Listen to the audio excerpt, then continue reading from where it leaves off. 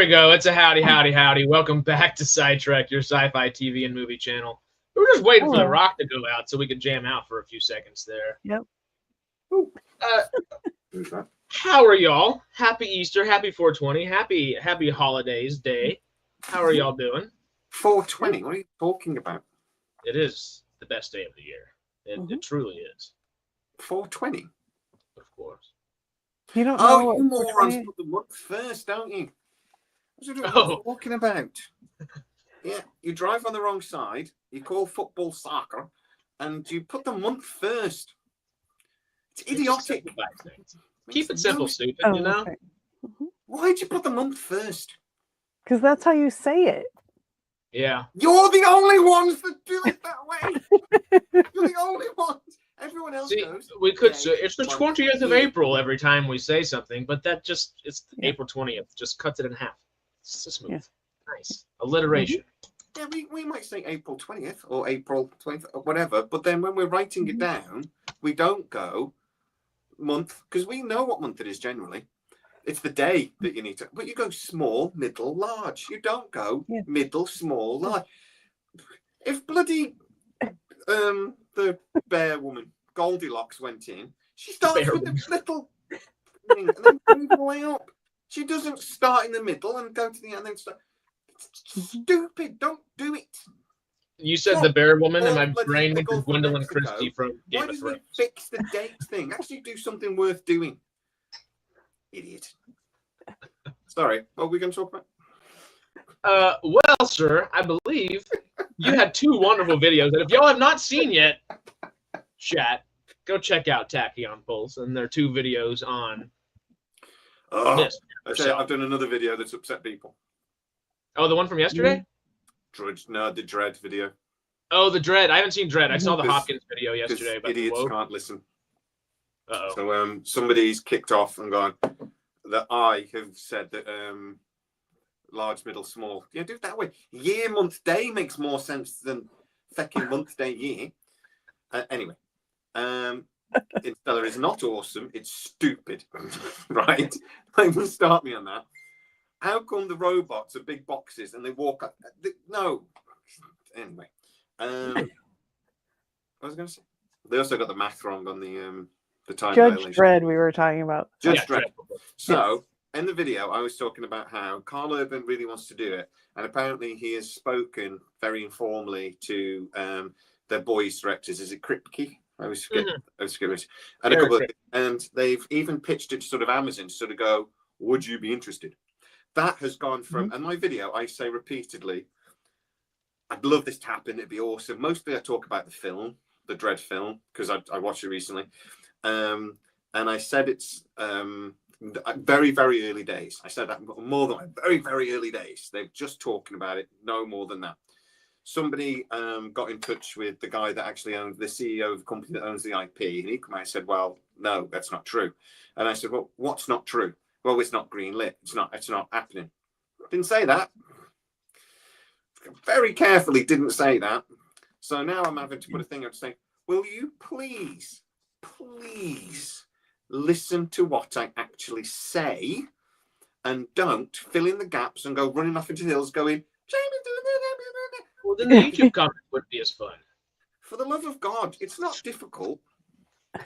I don't know how to hold the hands of some people of going through. I can't be asked to script things, so sometimes I know I say things wrong. But I'm on one today. What are we saying? It's pretty great. Morning to everybody. I know we kind of ran through these. So Jen Salki can. She's evil.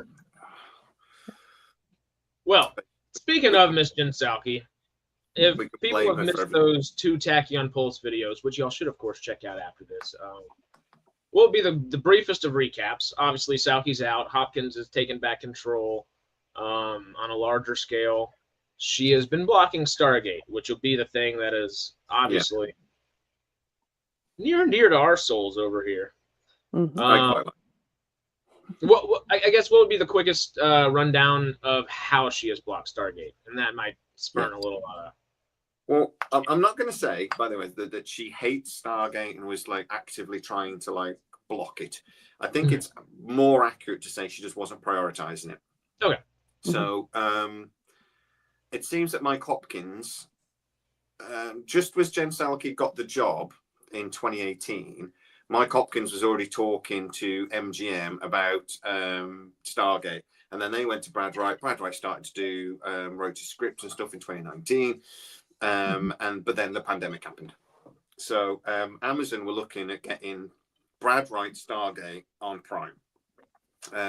Probably would have gone on MGM Plus as well, but they wanted it on Prime sort of internationally. Because back then as well, MGM Plus wasn't really international. It was only really barely a thing, right? It was just it was barely a thing. So that was going to go Prime. Amazon were really interested, but that was apparently Mike Hopkins back then. It's a completely different team now. There's a new head of TV. There's a new head of movies. Jen Salki came in towards the end of 2018. By the time everything had settled, Jen Salki's from COVID and whatever, Jen Salki's feet were well under the table, and she was basically in charge of what the studio did. So she was greenlighting this, and this. But what I'm told is she was basically prioritizing things. What she wanted to do is see far more women in more advanced roles within the movie industry, writers, directors, producers, etc., which is great. That's what we want that. Oh, yeah. But she was prioritizing projects that had those things rather than Stargate. So what I'm told is very early on, Salke was the one that decided Brad Wright would not be getting Stargate. They wanted to go a different direction. Probably to get Brenda Wright to do it. I don't know. But they wanted somebody else to do it. When Mike Hopkins agreed to let Fergus do it. Mark Fergus, Hogosby. Fergus do it. Jen Salki went, yeah, all right. But she was not involved in that conversation. She was just like, okay, whatever. So she never sort of like stopped a lot of the development work, stopped a lot of planning and stuff. She just never prioritized it. She just never went as far as to go, okay, let's do it then. Mike Hopkins ordered her to order Courtney Valentini to put the movie on the schedule. And we got that close to a movie before the strikes. And I'm told that Jen Salki was sort of like, well, we're going to do it on the minimum budget. We're going to film it in Eastern Europe. We're going to, a lot of the stuff with Mark Fergus pulling his hair out and walking away at the end of 23 was because Jen Salki just wouldn't make a decision. Yeah.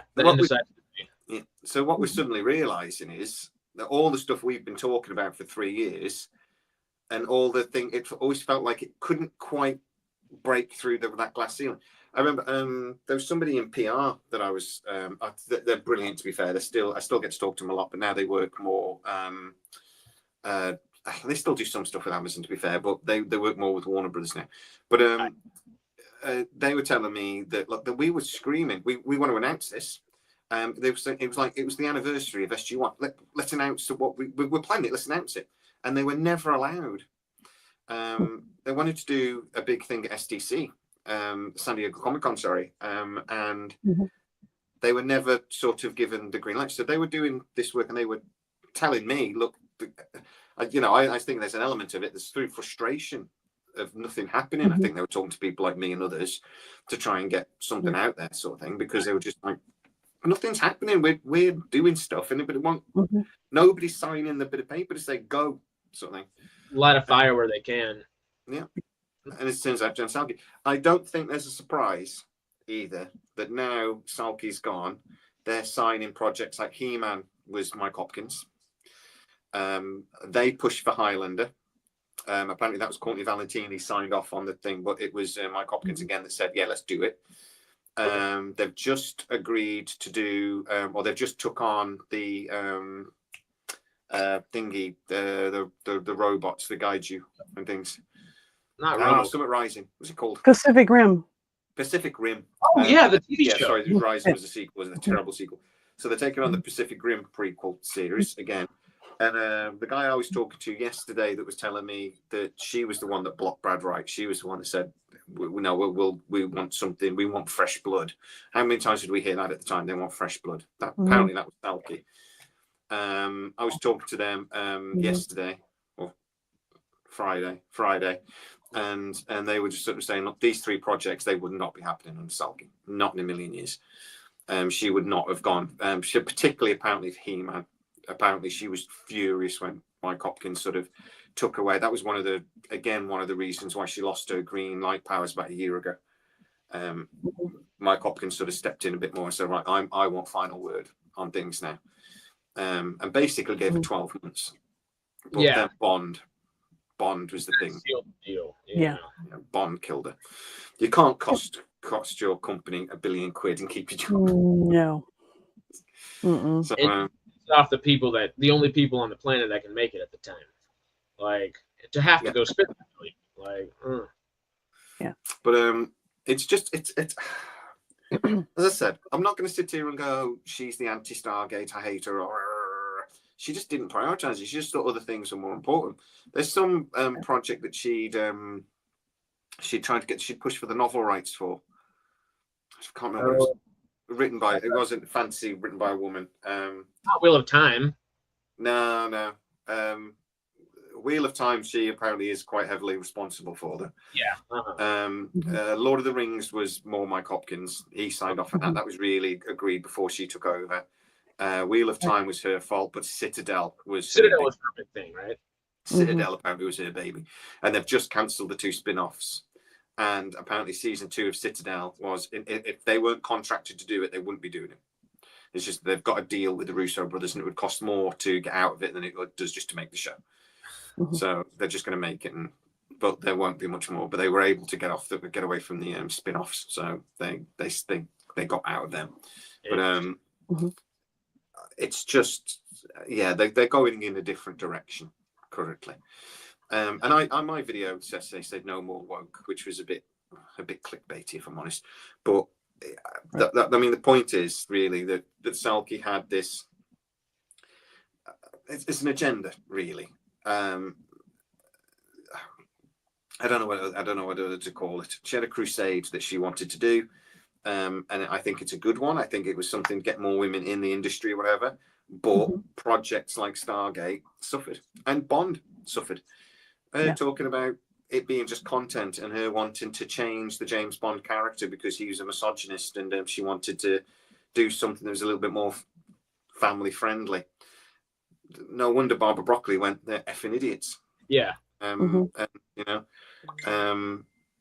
it's just, it's not really a shock that that happened if that's what's going on. And again, I've heard whispers of stuff like this for a while, but it doesn't. I look at the facts, and at the end of the day, there were projects that are run by men. The Boys is one of the biggest shows. There's not a woman on the production team, as far as I know.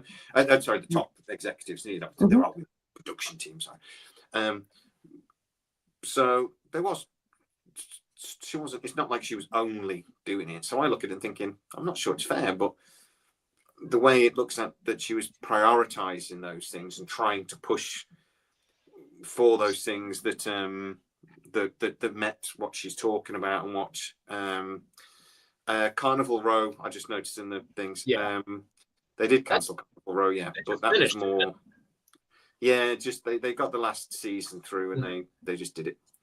But that was more because of the cost of it. Really, Carnival Row is a horrendously expensive show. First season though, excellent, really, really good. I really loved the first season. It looks so good. It was a bit of a slow burn, but the last 2-3 episodes. See, the first 2 or 3 I couldn't get through, and that's what if I can't get through those, that's when I usually stop something. I'm like, okay. But you're always on going on me about slow burn. I know, but it didn't. There was nothing to grab me early on though. Like I just need a little something to grab. But okay, obviously, Sarah, you're going to have the better opinion, the good opinion here to actually discuss. Mike Wright just said that why didn't any of this leak out before? I think it did. Well, it did. But the thing is, we didn't quite know that. Obviously, we didn't know the full story. But we knew over a year ago that Mike Wright was not happy with Jen Salki. We knew that. Nobody else knew that she'd had her green light powers taken away until it's come out more recently. And obviously, we don't get the full picture of things. We get bits of we get more information than anyone else, but we get bits of information. Yeah. So we knew Mike Wright wasn't happy a year ago. I did a video on it, and he was furious that MGM wasn't being exploited the way it was. We knew that it's being worked on, but wasn't getting past management sort of thing. So again, we knew that. We knew it was Jen Salki that was pushing for a movie, and she kept stubbornly digging her heels and saying she wanted to do a movie rather than a series. So we knew that. We maybe knew but the thing was, we knew 80% of it. We didn't quite. And like I say, I'd heard things about this, but you got to be careful what you say sometimes. And I don't want a letter from Amazon saying don't do that. Also, I had that guy from MGM actually talking to us. So again, you don't want to rock the boat. But you don't want to. But also, I didn't believe a lot of it because it comes across as really petty. I hear loads of things about Alex Kurtzman over at Star Trek, and I don't share it because it just sounds really petty. And or when I do share it occasionally, I go, I really hope this isn't true because this is really petty. But it seems that it was true. So, well, in retrospect, 4, 6, 8 months ago, however long ago it was, we were saying Salke was Amazon's version of Kathleen Kennedy. I wish we had the freaking title back then, because we've seen about 400 of those videos since then in the last month or so. But we've been talking about it for a little bit. It's not surprising to see it happen. With posing a little quick question, Sarah, obviously you'll have the better opinion here to go off of, but Salke was successful. She got all these women-led projects, at least greenlit, started moving and grooving, so on and so forth. She gave Phoebe Waller-Bridges $50 million to go make a bunch of projects. There hasn't been a project since or yet, and she re-upped it for, I believe, another $20 or $30 million. I don't have an issue with anybody getting projects, anybody creative and good and worthy. Do you think the biggest issue at hand here is that, hey, she got these projects started, but she was only interested in starting them? She wasn't actually interested in the project themselves, which means they kind of just fell through. And it was more of I like the idea of this versus actually having that follow through to create an actual good TV show here, good TV series here, so on and so forth. Because she technically succeeded in a lot of her agenda-driven goals, I guess is the easiest way to say that. But was the biggest issue the follow through? Not even the fact that she was trying to get those goals done. It's just a lack of follow through. A lot to think. Yeah. You talked for ages then, Harrison. I know. I asked 8 questions. I got bored halfway through and started reading. I don't disagree with the idea of I think it's good to want to find women to do these projects, to look for women directors, creators. I think all of that's good, but I think she prioritized that over the success of what Amazon was trying to do. I think she needed to do that, but she should have prioritized what the big, like Bond and Stargate and whatever else there was. I think she just got the priorities backwards and made the women thing the focus rather than being successful the focus. Because I think she could have found women to do Stargate. She could have found women to do Bond. Amanda Tapping. But instead she kind of pushed that aside to do this other thing. And I don't really agree with that. But we kept hearing rumors that they wanted to do, they're pushing for Amanda Tapping to be shown. Very early on. I think that was more when it was still MGM thought they were going to get what they wanted, wasn't it? So it's so much has happened. Sometimes I get a bit mixed up and I have to try to remember what happened when. But Salke you'd think Salke would jump all over that. Yeah, I mean, Amanda would be perfect to do it because she knows the the story and just she has the experience of doing that kind of stuff. So yeah. I think showrunner would have been a step up for her, but it's the next step. Or she did. Yeah, I think she's probably ready to do something like that. Yeah, but it would have been good. But I think because it was never prioritized, because they never sort of went, yeah, let's crack on. There was people low down running around, sort of thinking, oh, let's do this, let's do that, and stuff's leaking out, and the movie plan leaked out, and all this. But then, because it was never a priority, it was never serious. It was never, it never quite got to the 10th floor of the building or whatever. You know what I mean? It's like it never quite got up to the upper management. And that's a massive shame, but it is one of the reasons why she lost her job. We're not going to say she lost her job over Stargate because that'd be stupid, but she lost her job because of Bond. That's what she lost her job over. But her inability to take advantage of MGM IP picked Mike Hopkins off. Yeah. Like, you don't want to piss your boss off. Stargate's a big part of that.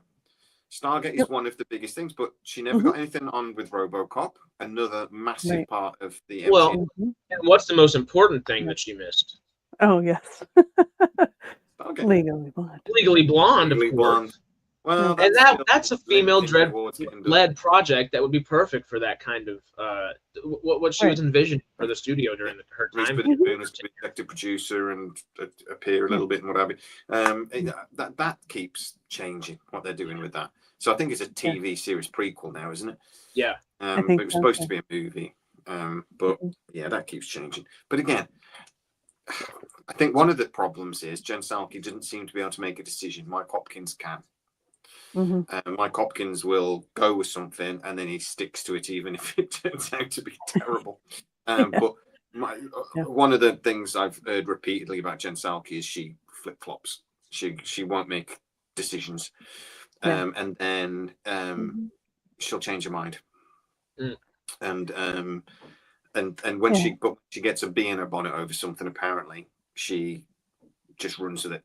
So if there's something that so like with Citadel, she just got really excited about this idea of doing this international TV show with like film one series in India and another series in Britain, another thing, and then bring them all together. And she just thought that was an amazing idea and she loved it.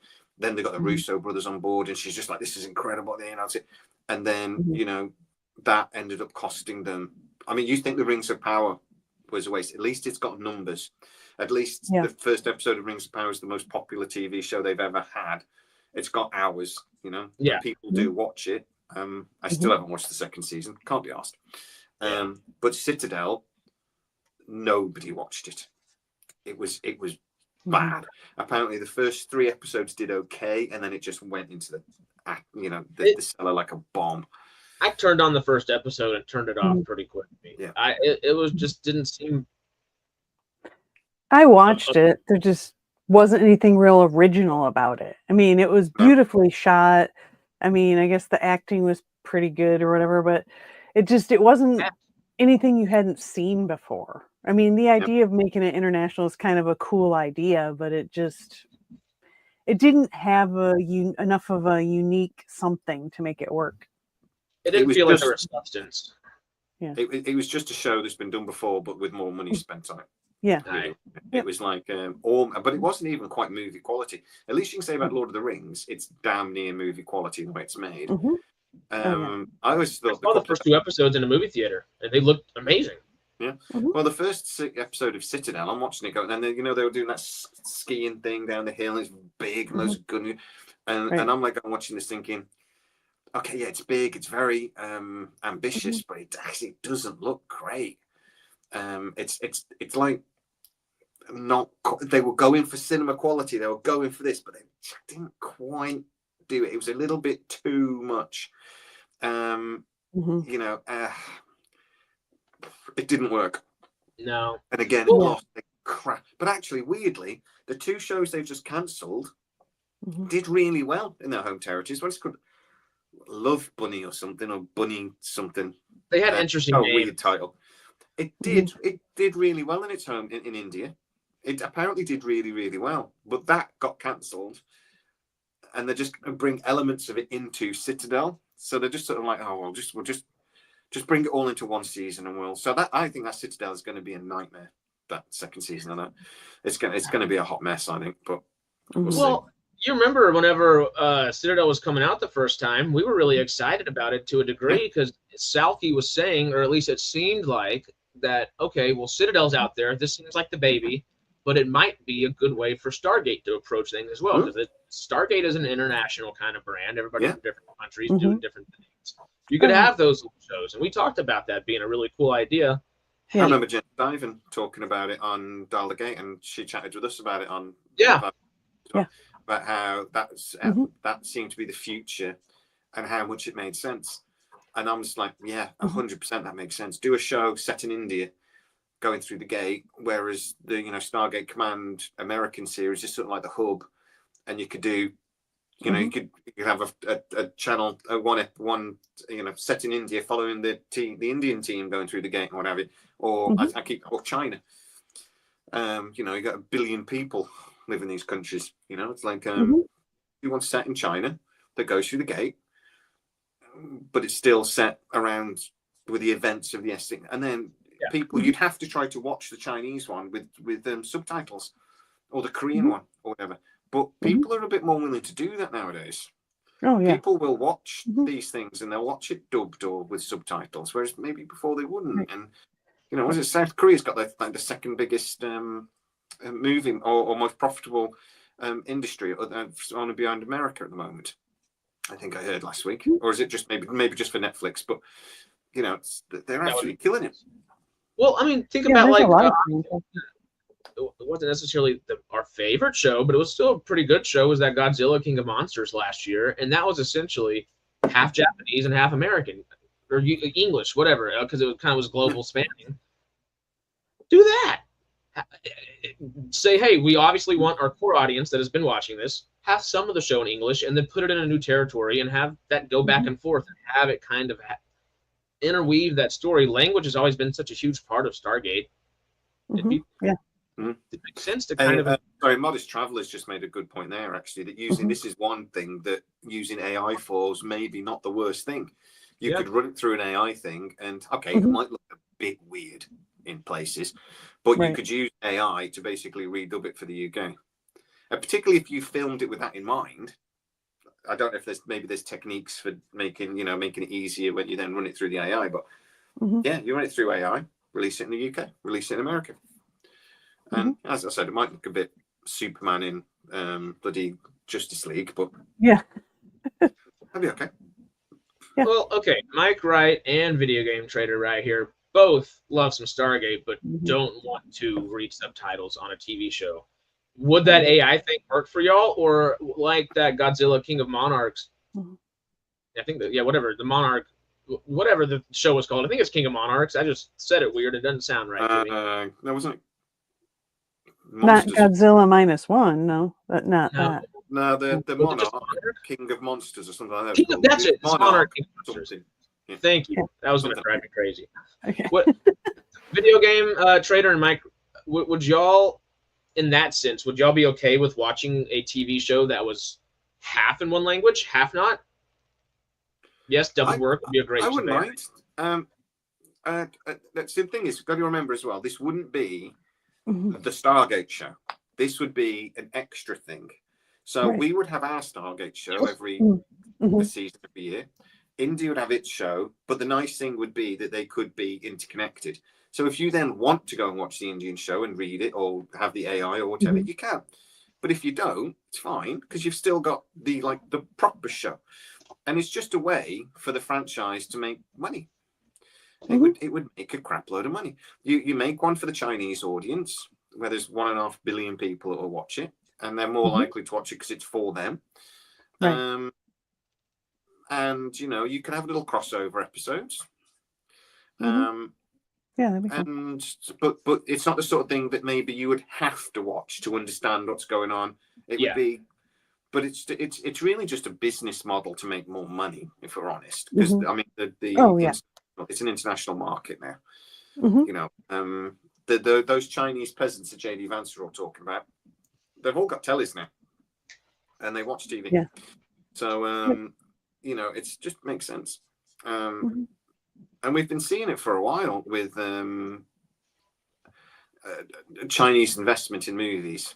and that Great Wall with Matt Damon a couple of years ago, and that's there's been a few of those over the years now that are made with the Chinese market in mind, but they put a big Hollywood actor in to make things. So there's a way it could be done, but as I said, those shows would be made for the Chinese market.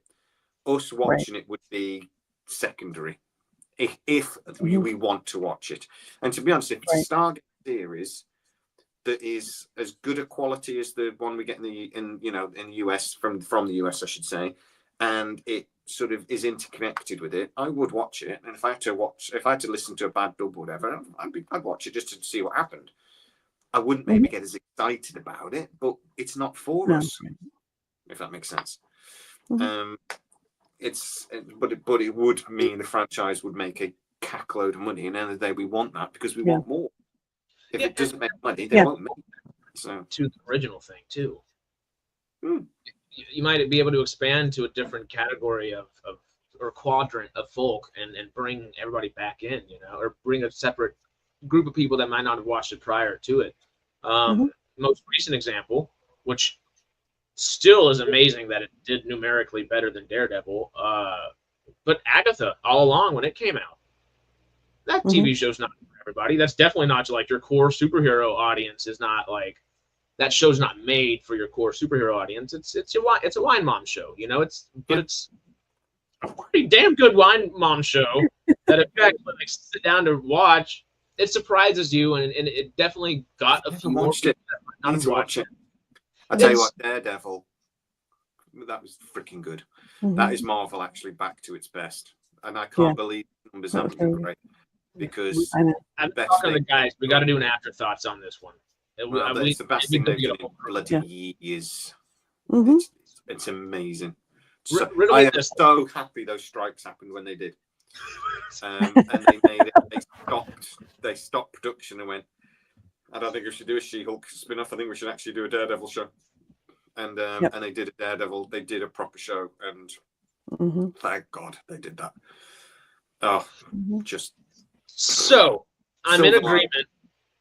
I'm in agreement. I really liked it. The ending pissed me off because we had a whole season of just setting up next season instead of actually having like a good ending.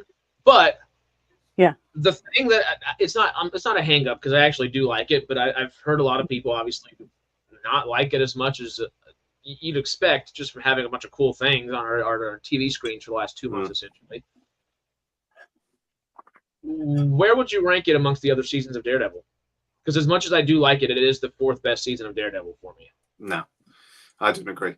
Really? I would go 1st, 3rd, Born Again, 2nd.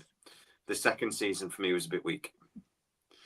The 1st season, though, was something special. It stood out, and I always felt like they were chasing the 1st season, which happens a lot in TV shows.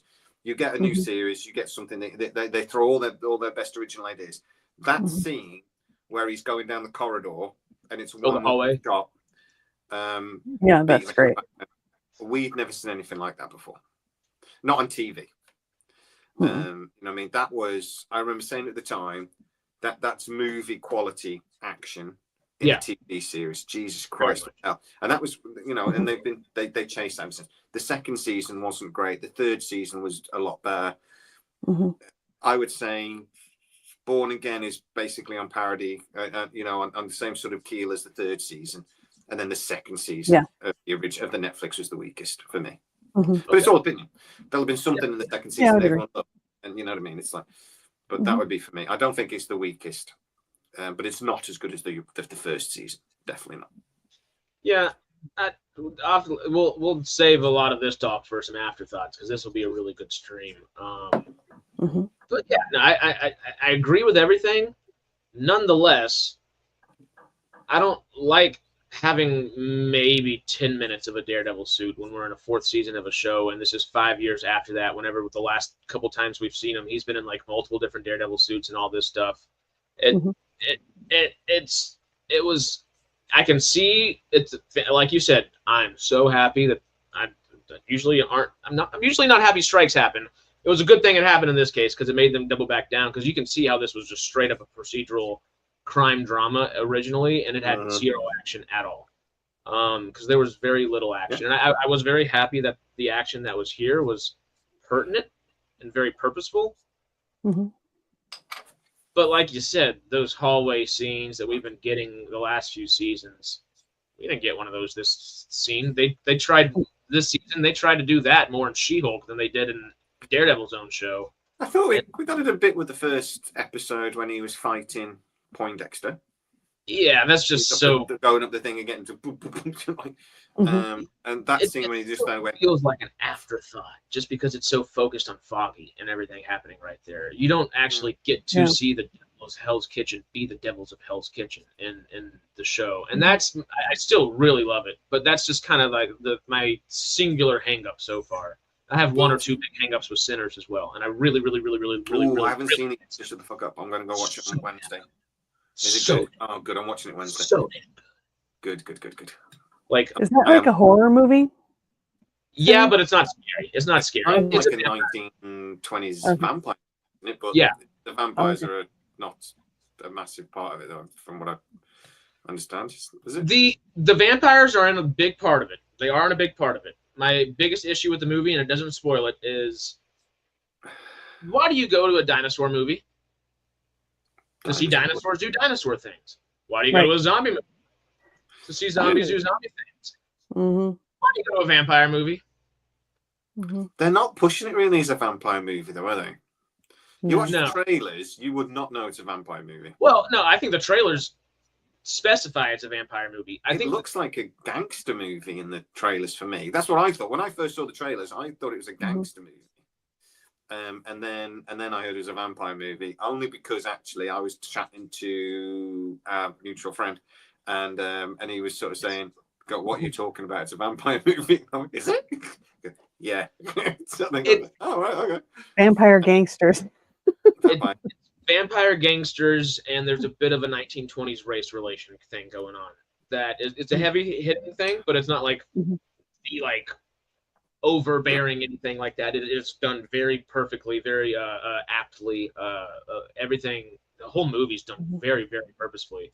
And the lack of vampire stuff is done a little purposefully. But every time you see a little vampire thing going on, you tend to get a nice cutaway. I'm like, just show me the cool stuff real quick, and then I would be so much happier. Just with but then we're moaning now though about them trying to do something different with a vampire movie, and don't we want them to try different things with that part? Wouldn't be different though. That part wouldn't be different. Every time that happens, the filmmaker brain in me goes, well, that just saved them $75K. Or that just saved them $400, or that just saved them $2,500, something like that, because it's literally just for saving costs versus I don't mind that either, because Hollywood need to. Oh, we could talk about cinema for a second, right? Because this is a thing, and then we'll get back to Stargate, because I got something else to tell you about Stargate and Brad Wright. California and Hollywood, and generally, keep spending too much money on movies. I think we can all agree on that, and. We don't know what's going to be popular at the cinema anymore. It's just basically, I would say, unless it's a kids' film, they seem to bomb. Novocaine, I watched it, really enjoyed it. Died at the cinema. I mean, I had one of the worst weekends in history. It was, I went to talk 8 million. That was expected to do well. It's got an actor that's sort of up and coming, that's really liked in that genre. It was had a name that was, the title was expected to be thing. The trailer was, they spent a crap load of money on it. That bombed. Minecraft, stupidest film ever made 10 years too late. And it is absolutely killed at the box office. Yeah. Killed. I genuinely believed Barbie was going to bomb. I was watching and thinking, who the hell is going to go and watch Barbie? It looks stupid. $1 billion later, I'm like, I got that wrong. So we don't know what's going to go on at cinema. So I think movies, they have to start reining in the budget. They have to start getting movies that only cost $30 million, $40 million again. Because, and going back to the days of 1 or 2 blockbusters a year. that maybe costs a bit more. The blockbuster needs to become that special thing again that people get excited about. Every studio is trying to get $1 billion movie, and it's just it's not. It's going to kill the industry. It happens once or twice a year, but it's typically something like an Avatar or Avengers or something like that is very like prejudiciated for that to happen, or Jurassic Park. Those are like the three ones that if you're gonna drop in a movie, you're gonna get $1 billion. Right. Everybody else is just reaching, and if you're gonna reach, they're just chasing it. Stars. I want $1 billion movie. I want $1 billion movie.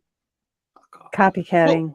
Well, the few things I think over the last couple of years that we've seen, because we've been kind of obviously talking about this throughout the last year or two in a big way, like that mid-budget movie has to come back. Creator 2 years ago was really good about that $85 million budget. What have we just been what have I just been gushing about the last couple minutes here? Sinners, which was $90 million, and that sounds very expensive, but when every other movie is $150 to $250 million, that is expecting a $90 million movie nowadays is not a lot of money. No, but it's not going to make that at the box office. So what is it opening weekend? 30? No, 49 and 60 currently on a global scale. 60 global. Yeah. So it might just about make it. Well, and remembering the studio barely gets half of that money. That's true. So, but it will make money in theory when it hits streaming. So it doesn't make money, but it does because they do a bit of maths and they go, how many hours does it do? Next to how many subscribers we've got, it made this much money. And so it won't technically. I mean, the studios were very, very happy with the last Indiana Jones movie because when it hit Disney, it killed. It did really well on pre-orders, and then it did really well when it hit. It got loads of hours. So they're watching it going, I don't know what people are moaning about, saying that it bombed. It didn't. We did very well. Thank you very much. But it killed at the cinema. It died at the cinema. Right. Died. Yeah. The cinema. Well, I think part of the thing too is they're competing against streaming. You know what I mean? Like, because there's a lot of movies that you're like, oh, that looks good, but I can wait till it comes out on Disney Plus or Paramount or whatever. You know, if the most I have to wait is a month. Yeah, it's one of the things they were arguing about at CinemaCon, wasn't it? Yep, 45-day window. Agreement with all the studios to say we want to get back to is it 16 weeks? They're starting at 45 days. I hope it finds its way to 75 or 90, but 45 is a good start, better than what we've been getting. Yeah, but 45 days is barely 6 weeks. I know. That flies by. You know what I mean? It's like, if there's a film on there and I'm like, I'm not sure if I want to watch it or not, I'll wait. Just wait. Yeah. It almost feels like the cinema, and I do feel like Amazon are doing this. The cinema is almost like an advert for their streaming service. What they want is films to do well at the cinema, and then people go, "Oh, I might get Amazon." They're almost not expecting to make money at the cinema anymore. They're happy if they about break even. They're happy because they then want it on Amazon Prime 3 or 4 weeks later, and people will watch it there as well. If it can break even, jobs are good. I did not get into this industry to break even. I want to make art and make money, so we gotta save Hollywood. I don't know how to do that. Good. Red Hot like Christmas is a perfect example. That was Amazon MGM. I quite like that film. It's a fine Christmas movie. It's fine. I love Christmas. I'm a big child. And it was fine. Don't get me wrong. It's not a film I will probably ever watch again, but I quite enjoyed it. It was fine. It was an all right afternoon. But they released that start of November, and when I watched it, I was thinking. And I remember phoning somebody that I get to speak to. I'm like, why the bloody hell have they done that? And they said because it'll go on Amazon Prime before Christmas. I'm like, there's no way this film is going to be on Amazon Prime before Christmas. And they go, mate, it is. That's the plan. It's going on Amazon Prime before Christmas. Yep. So why have they released it at the cinema? Because to advertise Amazon Prime before Christmas. It's like, because you are fucking kidding me. This film was $150 million. And they said, they don't care. They're just going to bomb at the cinema. They put it there purposely to bomb in cinema so they could get the headlines of this thing is bombing, this thing is bombing, this thing is bombing. But It's on your TV screen this weekend, so check it out there and see if it's worth did not care in the slightest. The idea was this was a film that they were going to stream anyway, and anything it does at the cinema is a bonus. Yeah, and that's the way they looked at it. Right. And when the guy I talked to is he actually works at MGM, and when he told me that, I was just like, "You are effing kidding me! How is that right?" And he was just like, "Yeah, man, you expect to see it a lot, particularly with films like that are Christmas, specifically like a Christmas film or a horror movie sort of thing. You'll see it in September, and then it'll be on Amazon Prime from October for Halloween sort of thing. You'll see that sort of thing a lot." And I'm just like, okay, it's a business model. They say, but it's made for streaming. It's something different. Maybe it'll work. I don't know. They're trying it out. It seems to be working. From their attitude, they haven't lost anything. No, because the film was made for streaming, within their streaming budget, sort of thing. Right. The cinema release is just a bonus, and then if it does well at the cinema, great. If it doesn't, it's okay. We were going to put it on streaming anyway. So yeah, it's mad, but that's the way we are now. Did I tell you I got to see Superman? So I've just seen someone who mentioned Superman. You actually saw the whole film? I saw it yesterday. It's a lot. I'll say it's a lot. Have you seen Invincible? No. Do you know? No, I watched Invincible. Yeah, the first season. I've not watched it recently. Okay, well, you totally should. It's so good, so good. Yeah, but the first season. You know the Viltrumites, right? Yeah. How his dad is the bad guy coming in. Is there credence to the idea that Viltrumite, that Kryptonians are more like Viltrumites than they have been in the past? You're gonna have to remind me what the hell a Viltrumite is. The evil Kryptonians. Like, remember how his dad turns evil and it's like, hey, I was actually always bad. I'm not gonna tell you what happens because I'm not gonna have any spoilers. So that would be me. That I'd have to give you more information than I wanted. I will be very vague. I haven't finished the article, by the way. I saw, again, this is a bit like when Romulus. I've seen the early CGI version, so there's some of the CGI has been dodged. Absolutely. From the trailers, it's not what you think. I'll say that. But think Guardians of the Galaxy and the way it's made. And some of it works, some of it really, really doesn't. Right, the robots that we've seen in the trailer, the first little clip, that's in the first few minutes of the film. So it starts with Superman getting battered, basically, anyway. So that 4 or 5 minute clip we've seen is how the film starts. The robots are really, really annoying in this movie. Alan Tudyk? It's so annoying. No. It's supposed to be funny, and it doesn't work. And I'm hoping... because I've seen an early version. I'm hoping maybe, but they'll cut a bit of it out and slimline it a little bit. It doesn't work. You're supposed to when the one robot dies, you're supposed to have an emotional response. And I'm there going, I'm glad he's dead because my God, he's annoying. Yeah. And there are a lot of characters in this film. But the nice thing is they don't try to sort of explain every character. They give you enough intelligence to know that. Okay, you know who Hawk Girl is, you know who a couple of others characters are, you know who the Green Lanterns are, so we're not going to spend ages explaining it. But are some of the things that don't work the ancillary characters? Sorry? Are some of the things that don't work the ancillary characters, or does it feel like good, and does the universe feel lived in with all of them, at least? I'm going to say the biggest problem with this film is Superman. Interesting. He for me, and again, it's all opinion, it doesn't work. This has not been cast well. Do you think it's casting or do you think it's direction? It's hard to tell, isn't it? Because you weren't there when it was being filmed. But he's a better Clark Kent than he's a Superman. Interesting. And it doesn't work. There's elements of the film that as well don't quite make sense. I'll tell you what, the things that are good. Right, not K9, thingy. Crypto is actually adorable and really works. It does work. That was the bit that irritated me the most when I first saw the first trailer. And Yeah, me too. he comes running in, and I'm going, what? Crypto's adorable. Nathan Fillion's brilliant, and Lex Luthor's brilliant. Oh, good. Okay, I love Nick Holt. I was really hoping you do well. Nick Holt is excellent in this. From the again, what I've seen, I've not seen the finished article, so don't think, but I've seen 85% of the movie or whatever. There are things that are not good.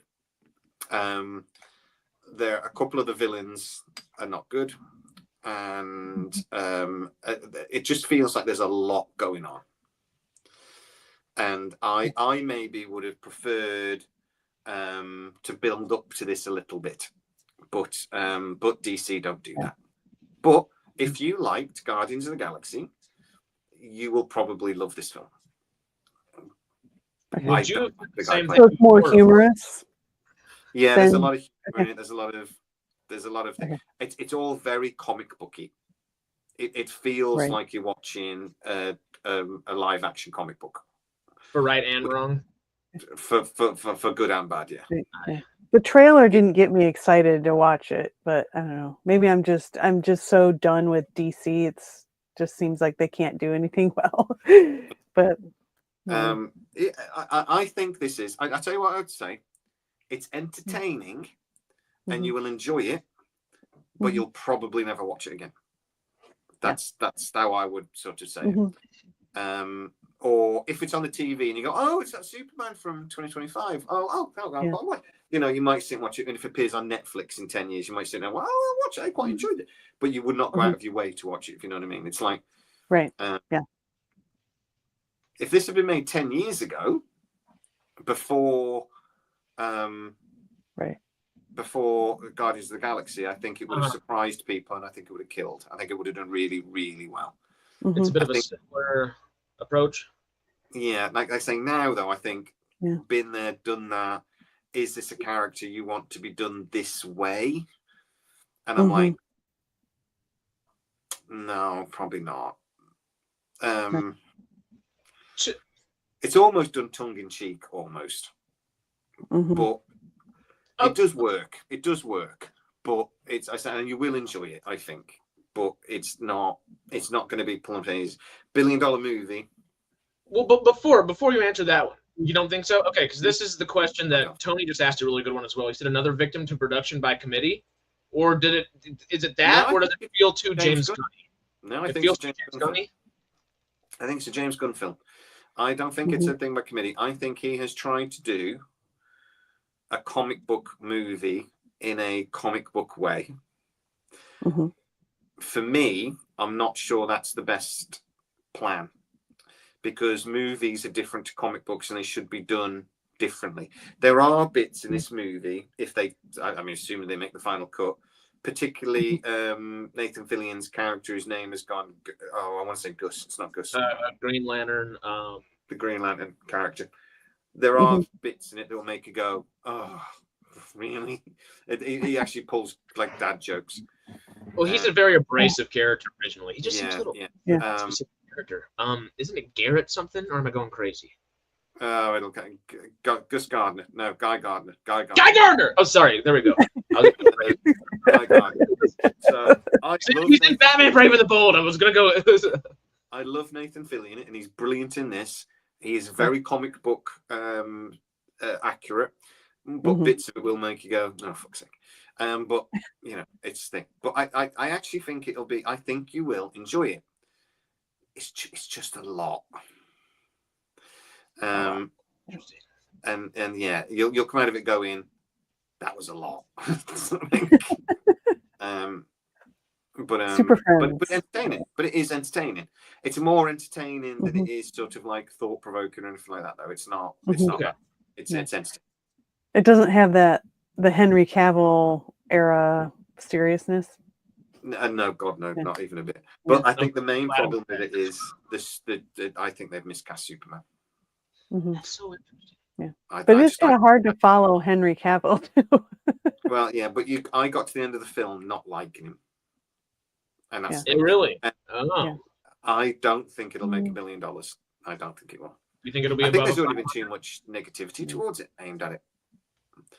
I think the clip they released has done it a world of good, because the trailer that they dropped made Crypto look stupid. And I think what you see in the extended clip when Crypto's playing with him and keeps jumping on him and like you can hear his bones breaking and stuff, that's more like that. And don't get me wrong, Crypto's not in this a great deal, but that's more what he's that was a better version of it. So I think that was good. But then they showed us so much of the robots and you just sort of like go, oh, that's gonna be and they're almost cringy in places.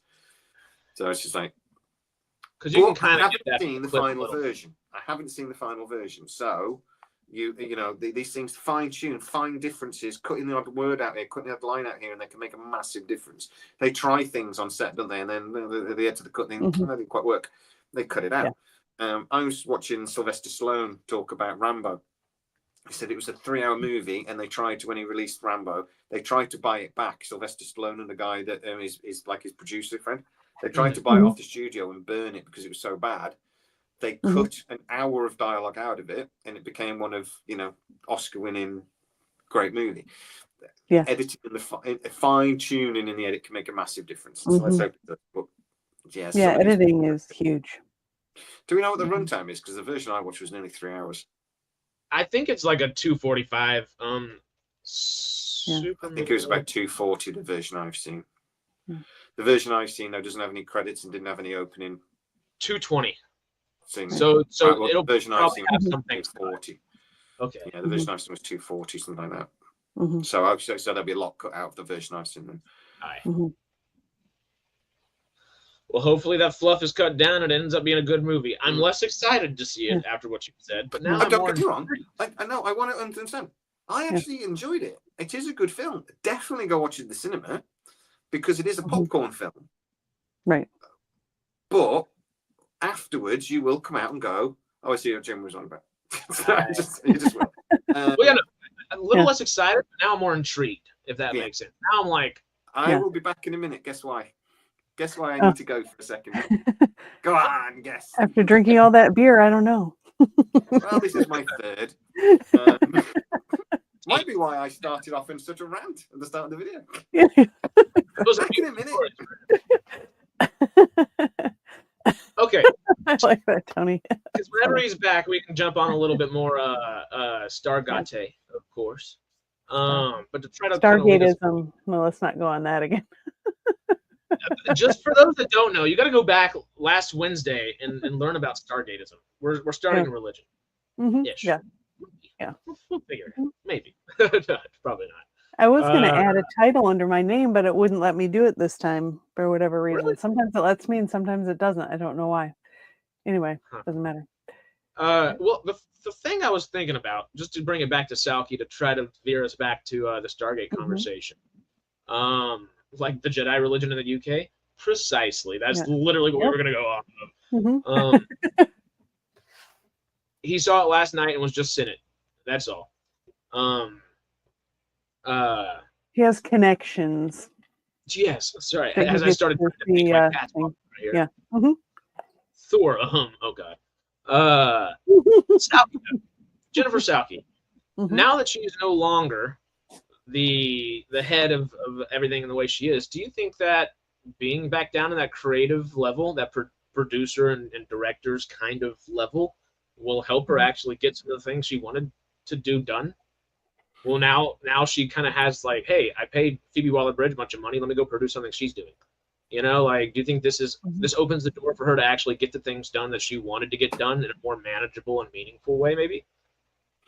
I think so. It lets her focus on what she wants to focus on and not have to worry so much about what Amazon wants, not have to worry about what Amazon wants and trying to please them. She can do what she wants to do. She can promote her agenda. Don't be shocked if Greenlight never actually, Amazon never actually greenlight anything she comes up with. Just this guy's opinion, but the chap I was talking to yesterday, he basically, no, it wasn't yesterday, this guy was talking to somebody else about a week ago, but anyway, he basically said the opinion around the water cooler was that she was given that to make her go away, and it does nothing in the contract that they've given her guarantees they will sign anything. It's basically gave them excuse to give her a retention fee, so she actually got some money out of it, and basically to make it go away. And if she comes up with a great idea, that's a bonus, but don't expect her to actually do anything. Basically, yeah, that's kind of what I was thinking. She wouldn't sue. Do you remember if her deal is an exclusive or if it's a first look? Because a first look deal would at least allow her to go to other studios and try to get projects made, where Amazon would have that like first grab if they want to, or dibs on the it. first look deal. Okay, not exclusive. Okay, because that would essentially just be blacklisting her from all of Hollywood in a way. Yeah, and she may get something done, but it's very much dependent on what she comes up with.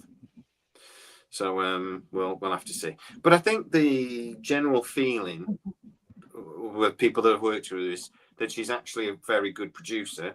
She's not a good head of studio, so she's not a good decision maker. And you know, you can only assume that. I mean, and that's basically what we've been hearing for 18 months, that she flip flops. So I think that's generally the idea. So hopefully, you know, she'll come up with something, and I think Amazon maybe wanted to keep her around, but at the same time, I mean, I actually hear that she only had about a year left on her contract anyway, so they could have waited another 12 months and got rid of her without not have to do anything. But I mean, after the Bond thing, that's difficult.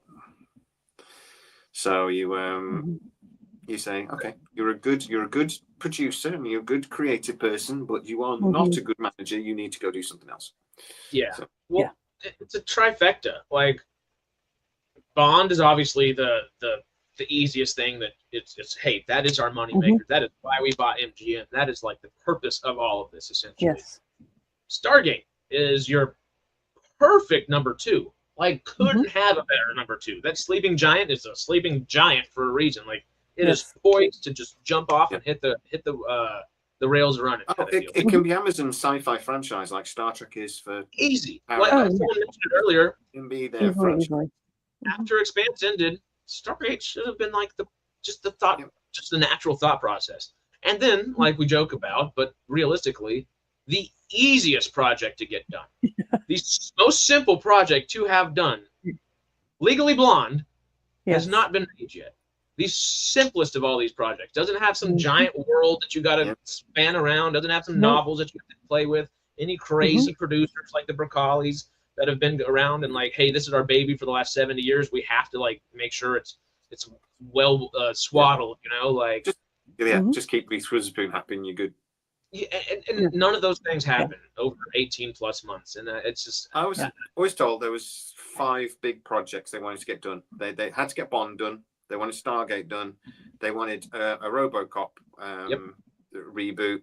They wanted Spaceballs 2, and they wanted 2001: A Space Odyssey, and it was probably going to be like a series, a limited series. And that was the things that they sort of earmarked from day one. This is what we'd love to do. They've managed to get Spaceballs going. That's it. Yep. Yeah. And remembering 3 years on, they have not really got anywhere with Bond. They've got a couple of producers signed on now, but that's it. So they have. She did not do well. We'll put it that way. Well, I'm surprised they didn't get rid of her like a year ago. You know. I'm surprised when a year ago we heard that she basically lost her, you know, that Michael Hopkins was unhappy, and now we find out she lost her green light and powers. I think if they could have got rid of them, they probably would have done. But it probably would have cost a fortune. That's true. Contractually. But the Bond was. But anyway, I happen to know a little something that might make Brad Wright fans quite happy. Now, I'm going to be very, very careful. This is a Judge Dredd situation here.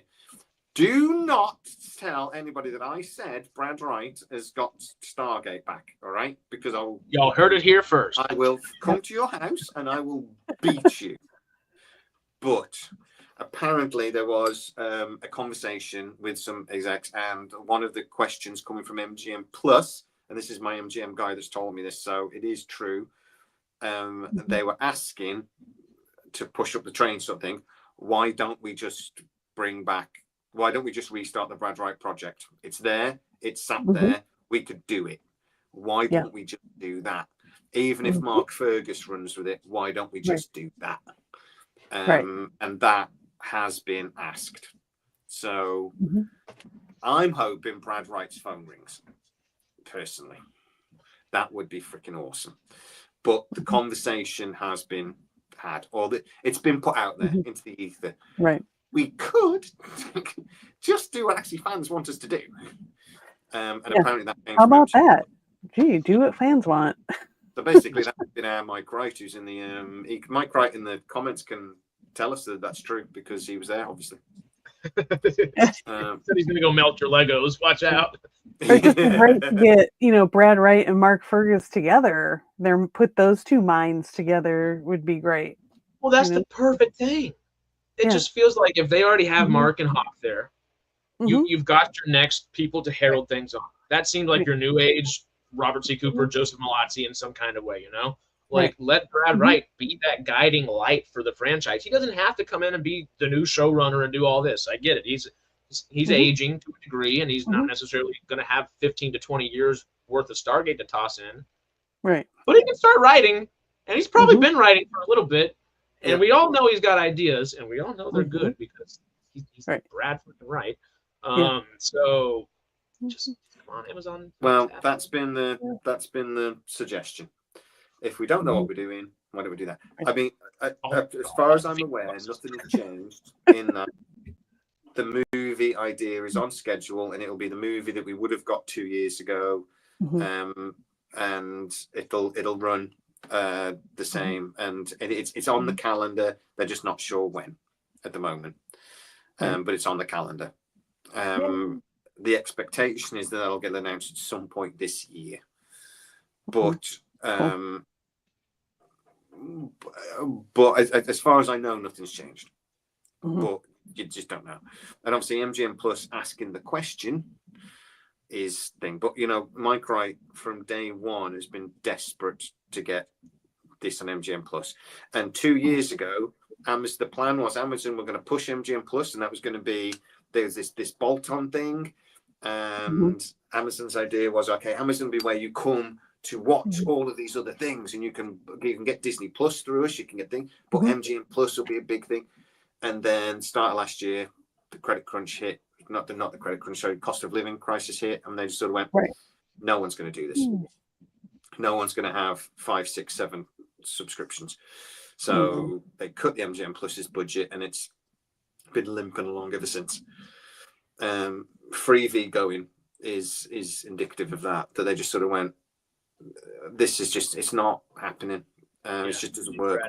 So we did the trailers thing. We put trailers on Amazon Prime. People didn't mind too much. So why don't we just do that? And save ourselves some space on servers. And, you know, as far as I know, they're still talking about MGM Plus becoming the movie channel and Prime staying as like a TV channel. So as far as I'm aware, that's still sort of like an idea that they've been knocking around. But MGM Plus has not been doing amazing since they just cut the budget. I wouldn't think so. But Mike Wright would love MGM Plus to get back the way they were, and I think he was hinting that they were trying to get. I remember him doing it in an interview, Mike Wright, 2 years ago again, when they were talking about this plan, and he was saying, we've got some stuff in the works that, you know, MGM IP fans are going to go nuts over.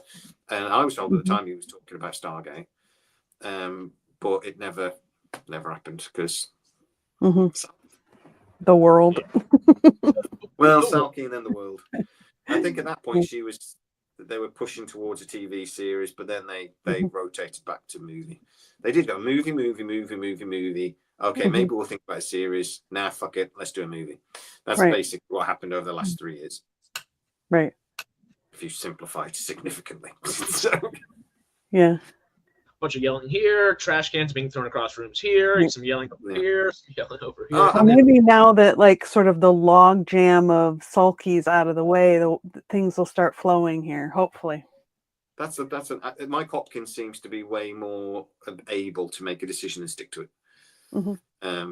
and he's given a lot more power over to Courtney Valentini and the guy who runs TV, whose name I've forgotten again. It's like Troy Delacour or something.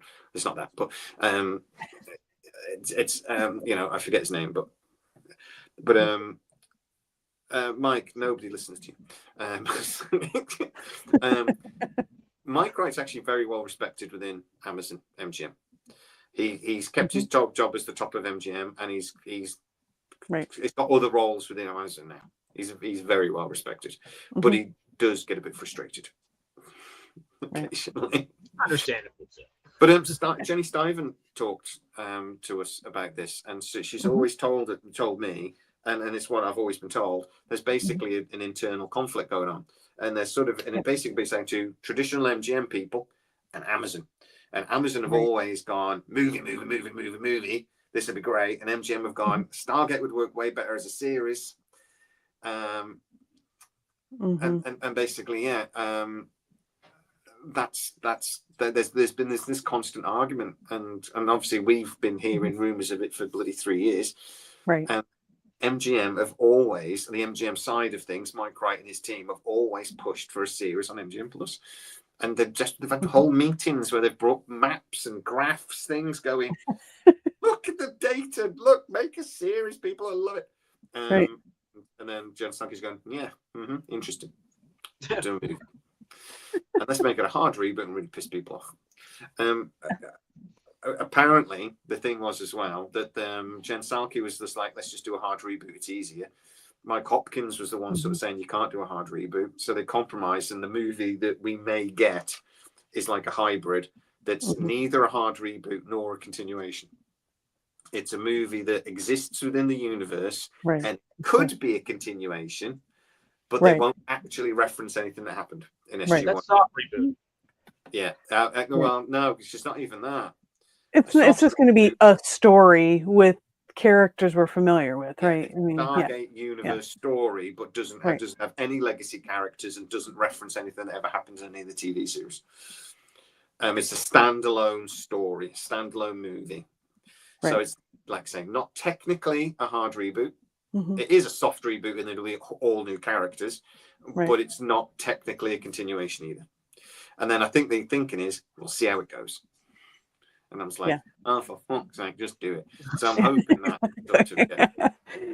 just do something. Scrapped.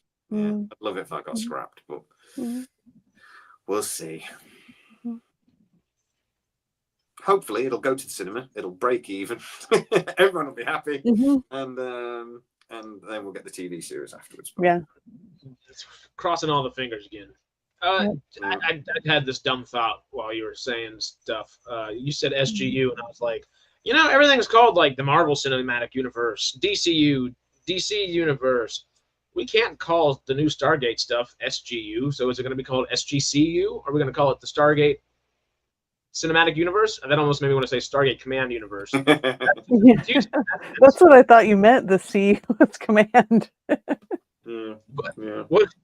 What is going to be Stargate's alliteration? We got to figure it out, because we can make it up right here. If we're the first people to say it, we can set the pattern. Yeah, it'll just be Stargate, and then whatever the film is. The working title on a project was Osiris. It could be Stargate Osiris, and just go from there.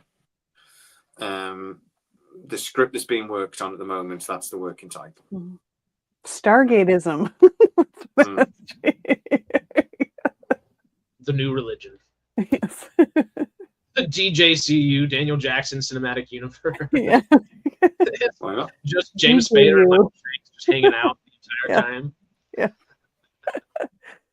Yeah. I'd watch that. You just fell through the Stargate. I got to come rescue you.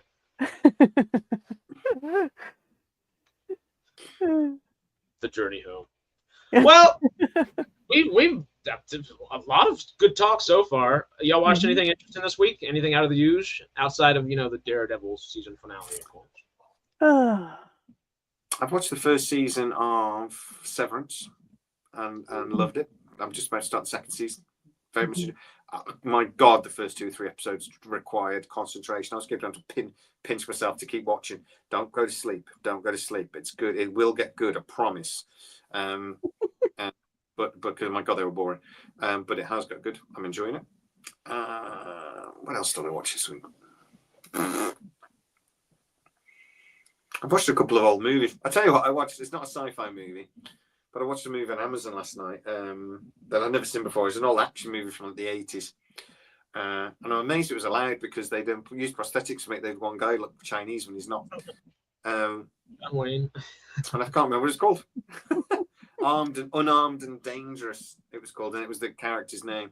But it was the guy from one of the guys from the first Tremors movie, not Kevin Bacon, the other one.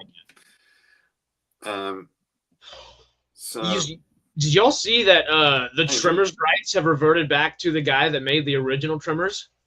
Oh, fantastic. No. And they want to do, like Kevin Bacon said, we'll come back and do like an actual sequel for you and discount all the like kind of fun BS, although they're all fun. Mm-hmm. Fantastic. I'd love to see that. Yeah, Fred Ward was in it. Okay. I still have seen Remo, the first Unarmed Tremors Dangerous. movie. I've never seen any of the Tremors movies, so. Yeah. And Joel Grey plays a Korean. I loved it. That's it. Remo, Unarmed and Dangerous. I really enjoyed it. It was a good film. Proper cheesy 80s action movie, 18y. But yeah, I enjoyed it. It was good. He's dodging bullets and he's just...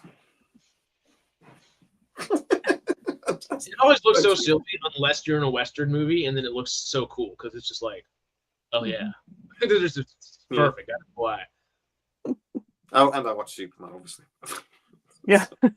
And it took forever because the fucking thing kept crashing. It took me like 4 hours to watch a 2.5-hour movie. Anyway. Kept having to reset it. It's fucking annoying. Gates, the final frontier. These are the voyages of the Stargate 1.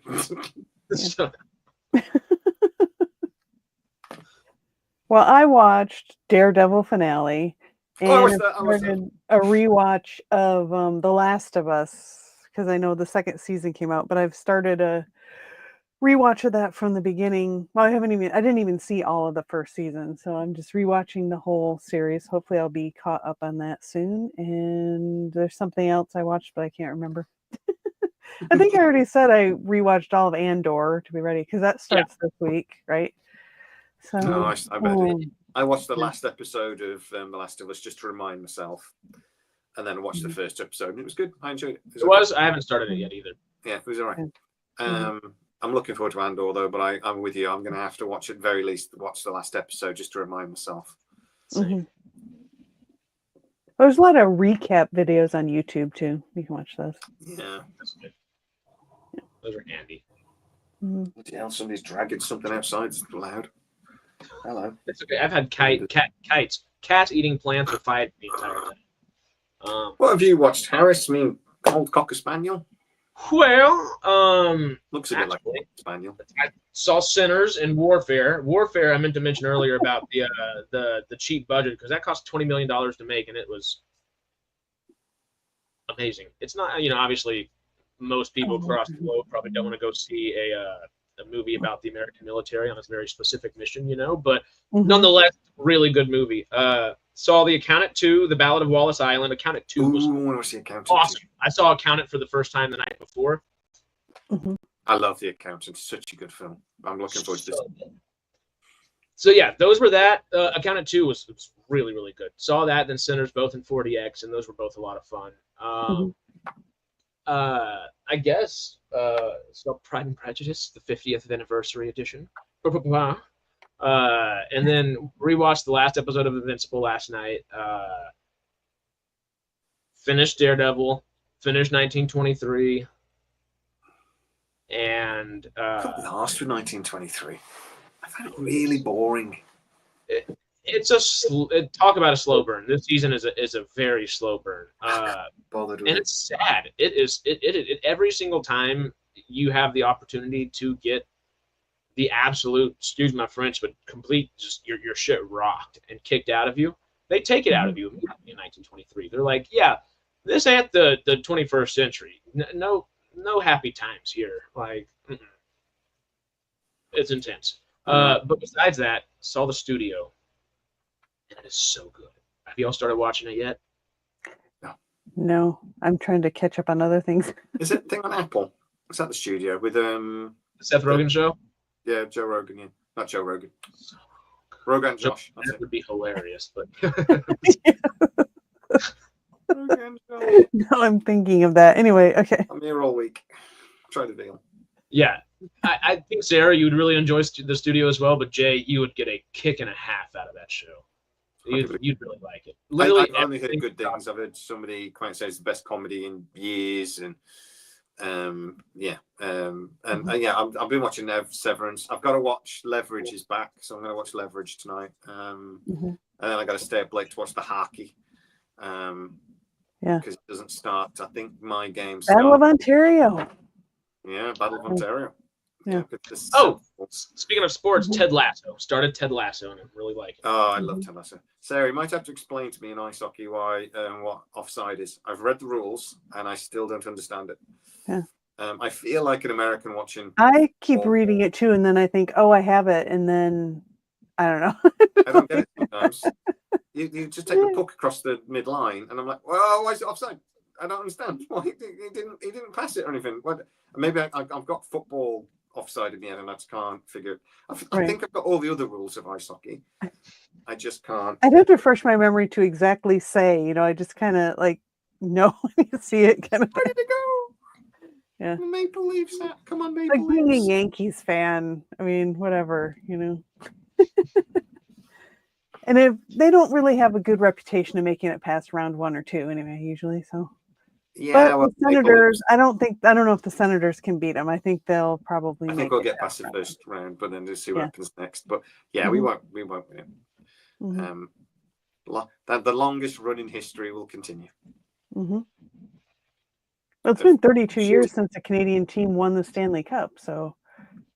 It's been 50-something years since the Maple Leafs won it, isn't it, Sam? Or 60-something years. Yeah, probably won it like 5 or 6 times. 67 or something like that. Yeah, we won it like 5, 6, 7 times or something. And then they just went, we've done enough now. We'll never win it again. Yeah. I think they're capable, but I think there's a couple there we go. better than us. Right. If the puck goes past the blue line before any of the attacking team, it's offside, but go, sense, go. Right. Other than the last thing, I still don't understand that. I'll watch a video on it.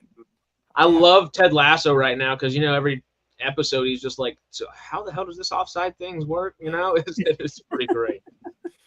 When he figures it out, that's brilliant to be there.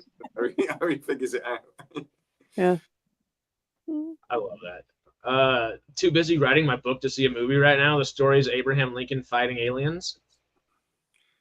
I watched Abraham Lincoln versus vampires. A vampire hunter. Vampire Hunter, yeah. Or like before. Last night. I love that film. It's so fun. Anthony Mackie. Yeah, I've only seen Pride, Prejudice, and Zombies or whatever. I'm trying to watch that. Couldn't watch it. I watched about 10 minutes and I wish I was. I thought I wish I was a zombie. I don't like zombie films in particular. Anthony Mackie's in the last episode of the studio as well. Yeah, young Anthony Mackie. Yeah. Twisted Metal's back soon as well, isn't it? I love Twisted Metal. I've never played the games or anything like that. That was a series. My old Italian neighbor / friend / roommate, she was staying with me at the time for like 3 weeks. She's in the States, and we were like, all right, we need a TV show to watch while you're here. Neither one of us knew anything about Twisted Metal besides, it's a video game. So much fun. That was. I really enjoyed it. I actually liked the series, but it was the second season looks even better.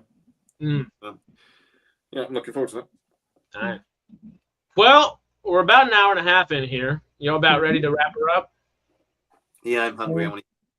Yeah. Tomorrow, Farscapetrion with Sarah and I is an hour behind. 11:15, 11:30 tomorrow, right? Yeah. 11:30ish. Yeah. And then I don't believe we have a Stargate Outpost this coming week, No. but we do have. That reminded me very much of Ted Lasso. Friday on Radical Wasteland podcast, not Wednesday, but Friday, of course, whatever day of the week I'm trying to think of. Greg shall be back from New York City and frigid fridge in New York, and hopefully we'll have had a very successful first run of his play in New York. 3 can keep a secret if y'all haven't seen it. Yeah, I think that's all the housekeeping we got. Y'all got anything else? No, I like think boobs. that's it. If I stood up and got my willy out, right, would the video and the channel get banned? Probably. I would just do that. Oh, no. I would do shit. I would do this one quickly. I don't know why. Let's not find out. And no one wants to see that, if we're honest. Sarah. Yeah, okay. Sometimes my brain goes, what would happen if? And I thought about that in the first 5 minutes of the video. I could stand up and get my willy out. I wonder what would happen. Don't know why. See, usually when I catch myself there, I'm already doing the thing. My brain's telling me, "Oh, that'd be interesting." I'm usually halfway through it. I'm glad I haven't found myself in that situation yet. Yeah, I find myself again. I started early. Yeah. But yeah, I don't know. Just sometimes my brain just thinks these things. Don't think the picture has to be that big. We don't have Zoom capability, of course. Well, you don't know this, but my willy's tapping against my knee at the moment, so I'm just saying. Very short legs. On that note. Oh, come on. I've been hilarious today. No, it's been really funny. But now we need to save it for an afterthoughts on Daredevil. Yeah. If we could do it, would y'all be down to do one maybe Tuesday? Are you available, Jay? I know, Sarah, Tuesdays might be difficult. I'm not available Tuesday. I'm sorry. I'm playing snooker with my brother. Well, how about Thursday, possibly? Depends on what time Tuesday, I guess. I'm going out Wednesday. I'm playing snooker with my friend Thursday. And so, yeah, it's tomorrow or nothing. Is that a card game? Yes. And if you lose, you have to get your willy out.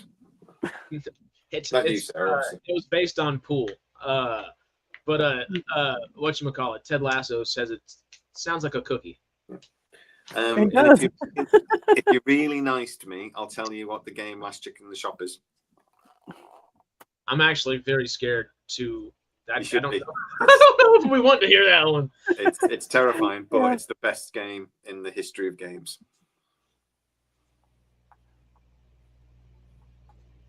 Title decider next week. Yep. Oh. Mike has also been very funny today. Yeah. Right. So, Last Chicken in the Shop. Quickly before we go. So. Sorry, I had to. You'll have a row of drunk gentlemen at the bar, okay? And somebody shouts, "Last chicken in the shop." So what you have to do is you have to spin round and get your willy out, get your balls out, and then grab your willy and pull your willy up really hard.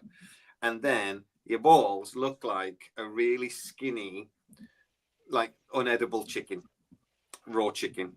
Right, so it's last chicken in the shop. It's the one that's been left over that nobody wants, and the last person to get their willy out and then shout "last chicken in the shop" has to buy a round. So you have to buy a drink, and then generally run away from the bar run away from the bouncers. Last chicken in the shop. There you go. It's a game. You should play it. Everybody about 18 years old should play Last Chicken in the Shop. That's just enough for everybody to go to prison. Because they're all old. It's not illegal. As long as you're on private property, you can get your Last Chicken in the Shop out. It's fine. It's not illegal. There you go. I don't think. I've done it a lot, so I really hope it's not. We don't need to know that. There's also Dip Dip Dab Dab. Next time on SciTrek, you will.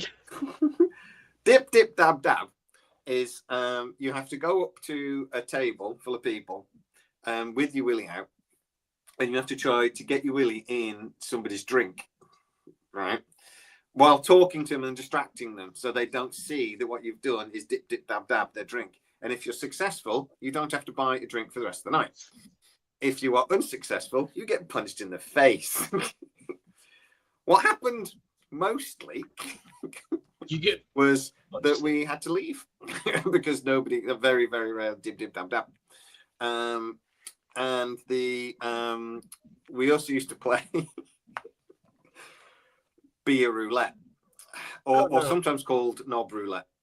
So what you would do is you would get you'd go to the bar and buy a round, and you would wipe your willy on one of the drinks, right? It's one of the lid of the pint or the bottle or whatever, and then you would give the drink out, and then as you get the drinks out, you'd go knob roulette, and everyone's like, "Oh no, which one is it?" And then when you took a drink, you'd go and hang up. You actually have to do that at the person that's got the knob dip drink, and you're like, "Ah, you bastard!" And there's no victor to that. It's just you get I used to drink quite a lot when I was a kid. Those are great drinking games. Come on. Is it bad that after all that I really need to pee? Dip, dip, dab, dab. It just didn't feel right saying it. I was like, oh no. On that note, we will see everybody soon. No. You'll all be playing. You'll all be paying last chicken in the shop. You know you will. Come on. Well, maybe. We got kicked out of so many pubs. I would think so. Oh my god. Well, that is it from us. My words are gone. Right Arnold's right, by the way. Yeah, we played those games before cameras, phones had cameras. Afterthought. We haven't decided anyway. Tomorrow, I guess, sometime. We'll have to decide that. We'll text in there and talk about that, because that would be good Daredevil. And then Wednesday, if possible, or Thursday, we'll do a little bit of Andor afterthought, excuse me. But yeah, that's it from us. Keep your eyes and ears out for Afterthoughts. Wednesday, no Stargate Outpost. Tomorrow, 1 hour later on your Farscape tree. On Friday, your Radical Wasteland podcast. Oh, Greg the Ghoul will be back in town, so it will be a good one. And that's it from us. Just some popcorn powers comment. You can't put it on. Anyway, y'all have a wonderful rest of your day. Last chicken in the shop.